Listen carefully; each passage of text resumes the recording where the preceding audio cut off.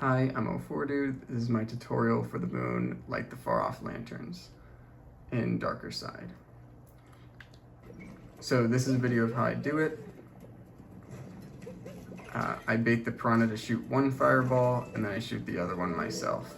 Technically, it's faster to shoot both of the fireballs yourself, but you have to do it in a very specific way and hit both of them with Cappy.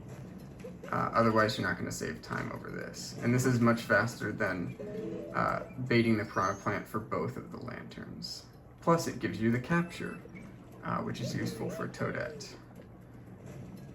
Okay, so how do I do this strat? First order of business is just get to this particular spot to bait the piranha plant. He's already winding up to shoot a fireball. I look at this corner in the ground and I stand a little bit to the right of it. And that's the perfect spot. Once he begins to spit, you can move. Next thing is to kick the rock into his mouth. So you have to approach the rock like this.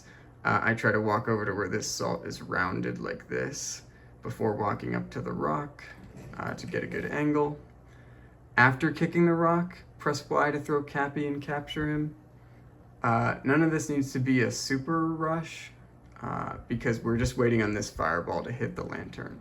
That should be the last thing to happen and spawn the moon. After capturing him, I center the camera, and then I don't touch the camera anymore.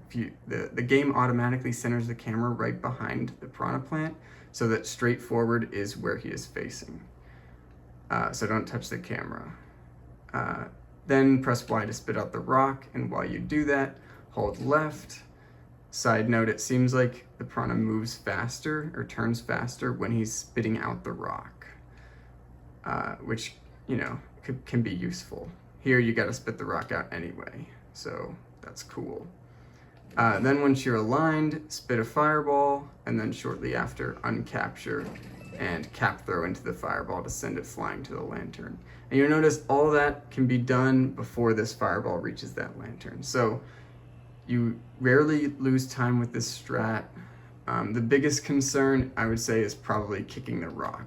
If you miss the rock, or if you kick it into him and don't cap throw soon enough, and you walk into him, you'll kill the piranha plant, in which case you have to go back in the red door to respawn it.